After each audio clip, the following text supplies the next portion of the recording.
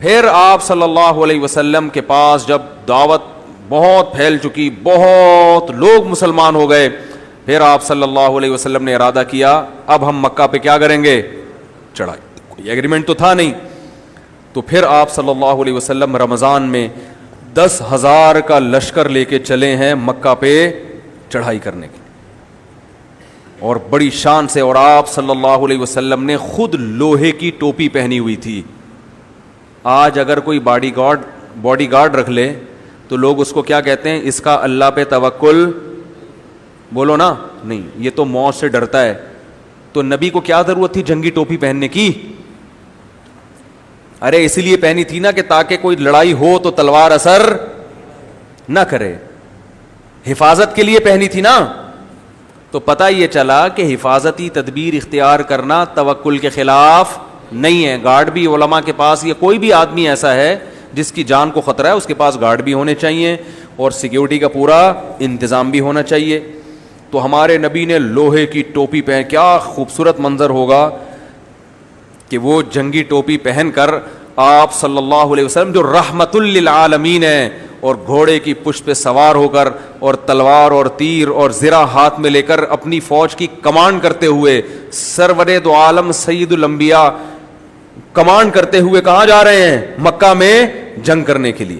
چونکہ مسافر تھے، بہت سے صحابہ نے روزہ رکھ لیا، اور روزہ رکھ کے حالت یہ ہو گئی کہ بے ہوشی کی کیفیت ہونے لگی۔ عصر کا وقت جب تھا نا، تو آپ نے صحابہ کو حکم دیا کہ روزہ توڑ دو۔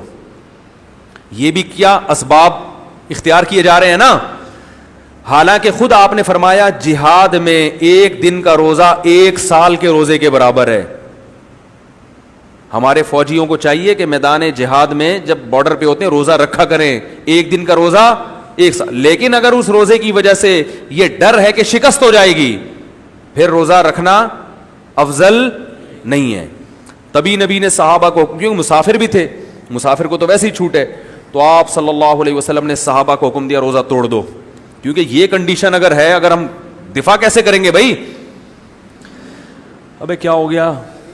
دیکھو آپ یہ بھی تو سوچ سکتے تھے کہ کوئی بات نہیں، میں تو پیغمبر اور تم صحابہ، میں تو سرور کائنات ہوں، میری بھی اللہ مدد نہیں کرے گا تو کس کی مدد کرے گا؟ لہذا روزہ رکھیں گے، تقوی کی بیس پہ لڑائی ہوگی۔ بھائی گراؤنڈ ریئلٹی کو دیکھنا ہے۔ اللہ نے سفر میں اجازت دی ہے روزہ چھوڑنے کی، تو آج ہم اس اجازت سے فائدہ اٹھائیں گے، کیونکہ اگر کمزور رہ گئے تو دشمن ہمیں کھا جائے گا، کھا سکتا ہے۔ تو اس لیے آپ نے صحابہ کو حکم دیا روزہ توڑ دو۔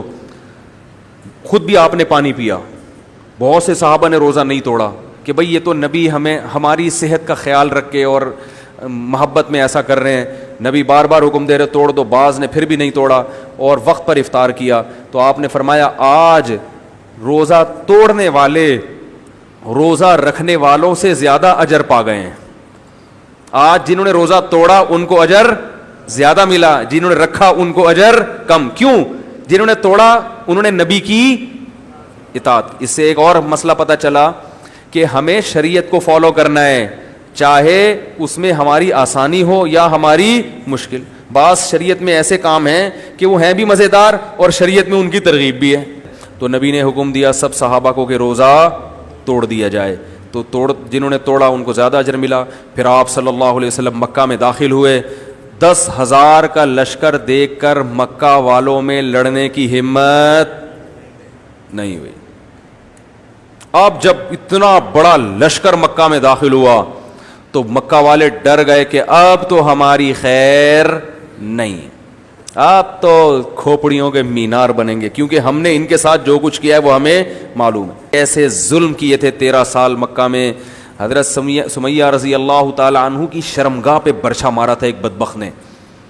حضرت بلال کو گرم ریتوں پہ لٹایا گیا اور خباب بن ارت کو آگ کے انگاروں پہ لٹایا گیا۔ کتنے صحابہ کو قتل کیا گیا، کیسے کیسے مظالم، اور اس کے بعد بھی کتنا تنگ کرتے رہے ہیں، اس کے بعد بھی کتنا تنگ کرتے رہے ہیں۔ صلح حدیبیہ کی پھر خود ہی ایگریمنٹ بھی توڑ دیا۔ اتنا ظلم، اتنا ظلم، تو پھر انہوں نے کہا کہ اب تو کھوپڑیوں کے کیا بنیں گے؟ مینار بنیں گے۔ لیکن آپ صلی اللہ علیہ وسلم نے جاتے ہی اعلان کیا کہ آج میں تم سے وہی کہوں گا، تم مجھ سے کیا توقع رکھتے ہو؟ تو انہوں نے کہا آپ بڑی تعریف کی, آپ بڑے اخلاق والے ہیں. تو آپ نے فرمایا آج میں تم سے وہی کہوں گا جو یوسف علیہ السلام نے اپنے بھائیوں سے کہا تھا. بھائیوں نے ظلم کیا تھا نا, کیونکہ یہ تو سارے آپ کے رشتہ دار تھے نا, قبائل کے لوگ تھے. تو یوسف علیہ السلام نے کہا تھا لا تثریب علیکم اليوم, تم پر کوئی حرج نہیں ہے. تو آپ نے فرمایا سب معاف ہے, انتم العتقاء, کوئی غلام بھی نہیں بنے گا, ورنہ تو جنگوں میں غلام بنا لیتے ہیں نا, سب معاف. اور ابو سفیان جو سردار تھے, کیونکہ سردار آدمی تلوار کی نوک سے نہیں جھکتا, عرب میں بڑی عجیب غیرت تھی. ابو سفیان نے کہا میں اگر مسلمان ہو گیا تو اس کا مطلب میں ڈر کے مسلمان ہوا ہوں نا. تو اس لیے آپ صلی اللہ علیہ وسلم نے ارادہ کیا کہ ابو سفیان کو عزت دی جائے. یہ وہ ہے نا کہ لوگ عزت دار لوگوں سے عزت والا معاملہ کرو, حدیث میں آتا ہے نا. میں کہتا ہوں سیرت کو انسان تمیز سے پڑھ لینا, ہر چیز ملتی ہے نبی کی سیرت میں.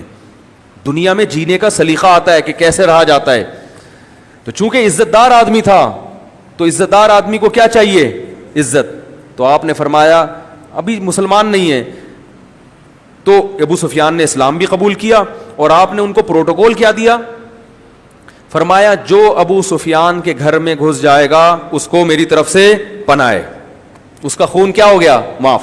تو یہ پروٹوکول دے رہے ہیں کس کو؟ حضرت ابو سفیان. حضرت ابو سفیان بھی مسلمان ہوئے. آپ کے بیٹے عکرمہ, وہ بھی بڑے لڑاکا تھے, مسلمانوں سے بڑی دشمنی تھی, وہ نکل لیے. انہوں نے کہا میں اب یہاں رہنے کے قابل نہیں ہوں. کیا فائدہ ایسی ذلت کی زندگی. وہ مکہ چھوڑ کر بحری جہاز کے راستے سے فرار ہو رہے تھے کہ طوفان آ گیا.